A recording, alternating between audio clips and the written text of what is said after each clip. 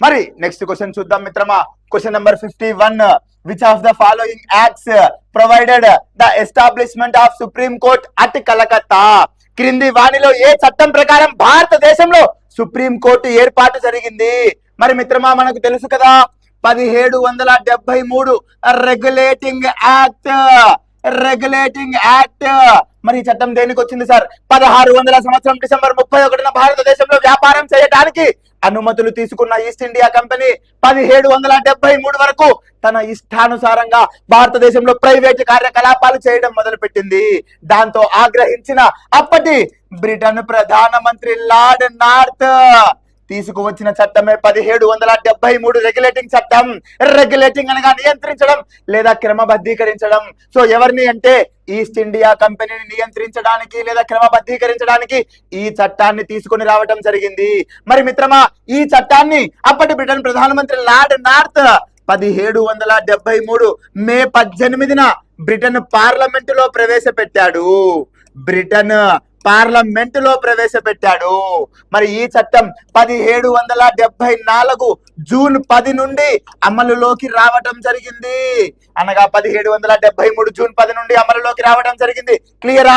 Crystal clear. ఇక్కడే ఇంకొక విషయం, 1773 అక్టోబర్ 18న బెంగాల్ గవర్నర్, అప్పటిదాకా బెంగాల్ గవర్నర్ అని పిలువబడే పదవి 1773 అక్టోబర్ 18 నుండి గవర్నర్ జనరల్ ఆఫ్ బెంగాల్ అని మారవడం జరిగింది. బెంగాల్ గవర్నర్ కాస్త గవర్నర్ జనరల్ ఆఫ్ బెంగాల్ గా ఏ చట్టం అంటే 1773 రెగ్యులేటింగ్ చట్టం అని చెప్పు.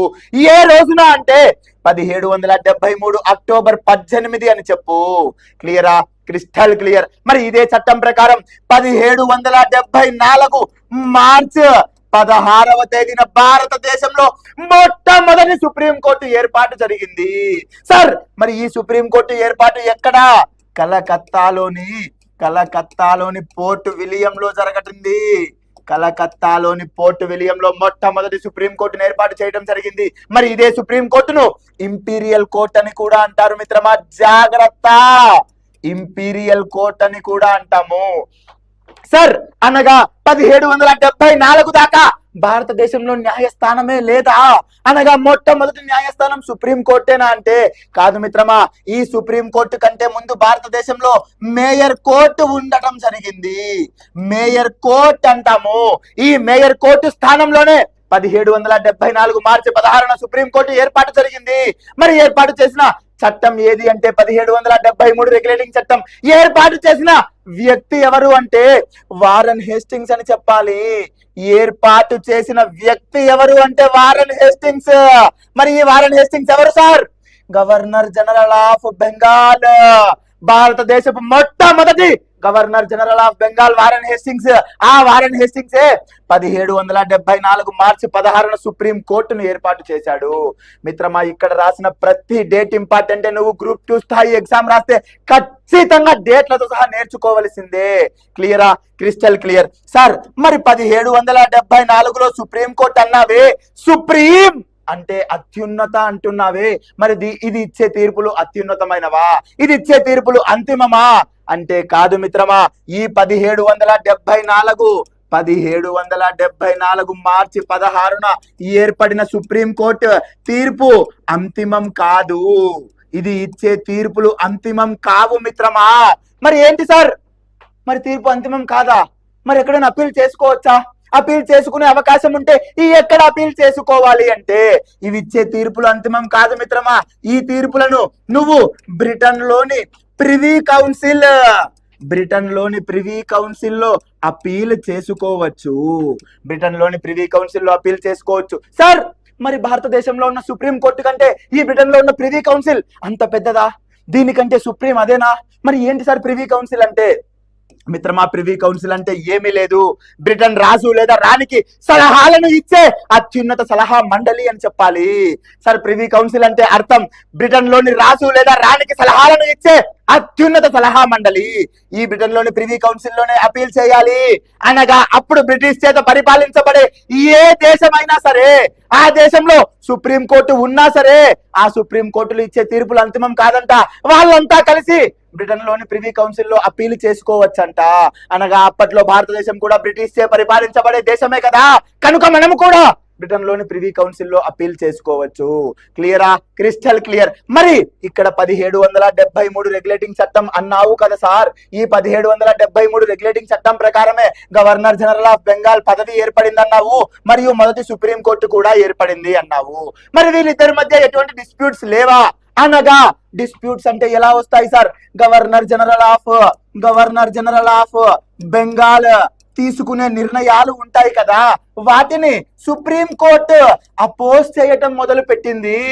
సుప్రీం కోర్టు ఏర్పడింది కదా, ఈ గవర్నర్ జనరల్ ఆఫ్ బెంగాల్ వీళ్ళ మండలి తీసుకునే నిర్ణయాలను సుప్రీం కోర్టు అపోజ్ చేయటం మొదలు పెట్టింది. దీంతో వీళ్ళిద్దరి మధ్య డిస్ప్యూట్స్ చెలరేగాయి, అనగా కలహాలు రావటం మొదలు పెట్టాయి. ఒకరంటే ఒకరికి సరిపోవట్లా, ఇద్దరి మధ్య ఒక పేపర్ వేస్తామంటే భగ్గుమని మండుకుంటాంది, అంత పెద్ద డిస్ప్యూట్స్ జరుగుతున్నాయి. సో 1773 రెగ్యులేటింగ్ చట్టం దేనికి కారణమయ్యింది అంటాడు? ఈ గవర్నర్ జనరల్ ఆఫ్ బెంగాల్ మరియు సుప్రీం కోర్టు మధ్య కలహాలను తెరలేపింది. సార్ మరి ఈ డిస్ప్యూట్స్ ని ఎవరైనా రిజాల్వ్ చేశారా అంటే కేవలం ఈ డిస్ప్యూట్స్ ని రిజాల్వ్ చేయటానికే ఒక చట్టం తీసుకువచ్చారు మిత్రమా. మరి ఆ చట్టం ఏంటి అంటే 1781 సెటిల్మెంట్ యాక్ట్ అని చెప్పు, లేదా విస్తరణ చట్టం అని చెప్పు. సెటిల్మెంట్ యాక్ట్ అంటాము, లేదా దీనినే విస్తరణ చట్టం అంటాము, దీనినే ఎక్స్టెన్షన్ యాక్ట్ అని కూడా అంటాము. సార్ మరి ఈ 1781 విస్తరణ చట్టం, సెటిల్మెంట్ యాక్ట్, ఎక్స్టెన్షన్ యాక్ట్ అన్నావు కదా, మరి ఏం చేశారు sir? Governor general of Bengal మరియు సుప్రీం కోర్టు మధ్య ఉన్న కలహాలను వీళ్ళు తొలగించారా? తొలగిస్తే ఏం నిర్ణయాలు తీసుకోవడం జరిగింది సార్ అంటే, మొదటి నిర్ణయంగా గవర్నర్ జనరల్ ఆఫ్ బెంగాల్ తీసుకునే నిర్ణయాల జోలికి సుప్రీం కోర్టు వెళ్ళకూడదంట. ఏం చెప్పాడు? సుప్రీం కోర్ట్, నువ్వు ఎవరు? ఆ గవర్నర్ జనరల్ ఆఫ్ బెంగాల్ వాళ్ళని హేస్టింగ్స్ ఏర్పాటు చేస్తేనే నువ్వు వచ్చావు ఒక సుప్రీం కోర్టు లాగా, అలాంటిది నువ్వు వాళ్ళ నిర్ణయాలను అడ్డుకుంటావా? అసలు నువ్వు ఎవరు అడ్డుకోవటానికి అని చెప్పి ఈ గవర్నర్ జనరల్ ఆఫ్ బెంగాల్ తీసుకునే నిర్ణయాలకు సుప్రీం కోర్టు అడ్డు చెప్పకూడదు. ఇది మొదటి సన్నివేశం. ఎక్కడ? 1781 సెటిల్మెంట్ యాక్ట్. మరి ఇంకా ఏం చెప్పారు సార్ అంటే, మీ తీర్పులు, ఎవరి తీర్పులు? సుప్రీం కోర్టు తీర్పులు కేవలం కలకత్తా పరిధి మాత్రమే, మీ పరిధి కలకత్తా మాత్రమే. అంటే బాంబేకి, మెడ్రాస్ కి నీ తీర్పులు వర్తించవు. నీ సుప్రీం కోర్టు యొక్క తీర్పు పరిధి ఎక్కడి దాకా అంటే కలకత్తా దాకా మాత్రమే. అతి చేయొద్దు, దేశమంతా నువ్వు సుప్రీం కోర్టు కాదు, నువ్వు కలకత్తాకే పరిమితం అని చెప్పారు. మరి ఇంకా ఫర్ సపోజ్ నువ్వు హిందువులకు ఏదైనా తీర్పును ఇవ్వాలంటే హిందూ చట్టం ప్రకారం ఇవ్వాలని ఇష్టం వచ్చినట్టు ఇవ్వకూడదు. నువ్వు హిందువులకు తీర్పులు ఇవ్వాలంటే హిందూ చట్టాన్ని పాటించు. మరి ముస్లింల సంగతి అప్పుడు చెప్పినారు, మళ్ళా ముస్లింలకు కూడా తీర్పులను ఇవ్వాలంటే ఖచ్చితంగా నువ్వు ముస్లిం చట్టం అనుగణించి లేదా ముస్లిం చట్టాన్ని అనుసరించి తీర్పులు ఇవ్వాలి అని చెప్పారు. 3 ఘటనలు జరిగాయి మిత్రమా. ఒకటేమో వీళ్ళ తీర్పులు కలకత్తాకే పరిమితం అని చెప్పారు, ఇంకొకటేమో గవర్నర్ జనరల్ ఆఫ్ బెంగాల్ తీసుకునే నిర్ణయాలకు సుప్రీంకోర్టు ప్రశ్నించరాదు, అడ్డు చెప్పరాదు అని చెప్పారు. మరి హిందువులకు ఇచ్చే తీర్పులు హిందూ చట్టం ప్రకారం ఇవ్వాలంట, ముస్లింలకు ఇచ్చే తీర్పులు ముస్లిం చట్టం ప్రకారం ఇవ్వాలంట. సో ఈ 1781 సెటిల్మెంట్ చేసింది, ఆ పేరే సెటిల్మెంట్ యాక్ట్. ఎవరెవరికి మధ్య సెటిల్మెంట్ అంటాడు? గవర్నర్ జనరల్ ఆఫ్ బెంగాల్ మరియు సుప్రీం కోర్టుకు మధ్య సెటిల్మెంట్ అని చెప్పు.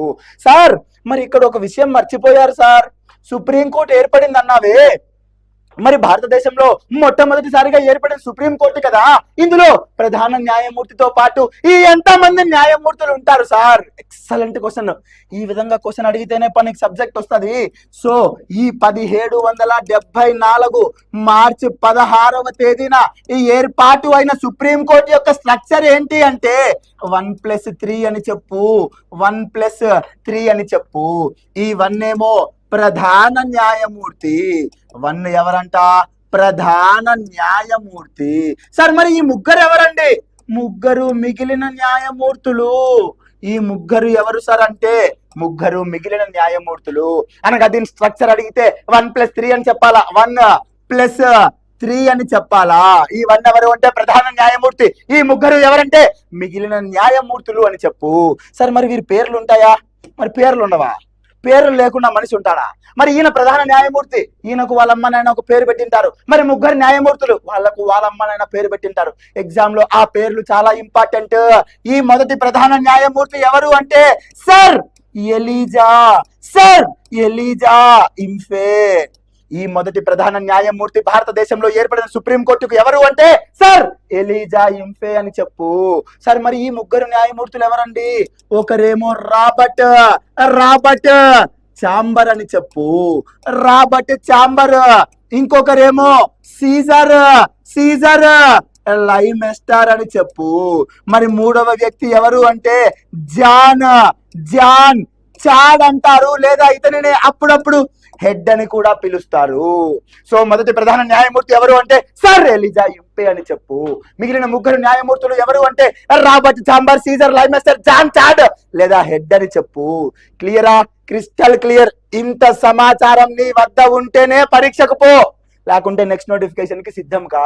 మరి అడిగిన ప్రశ్న, సుప్రీంకోర్టు ఏ చట్టం ప్రకారం ఏర్పడింది? తెలుసు కదా, 1773 రెగ్యులేటింగ్ చట్టం. యాడుంది? ఆప్షన్ ఏ 1773 రెగ్యులేటింగ్ చట్టం. క్లియరా?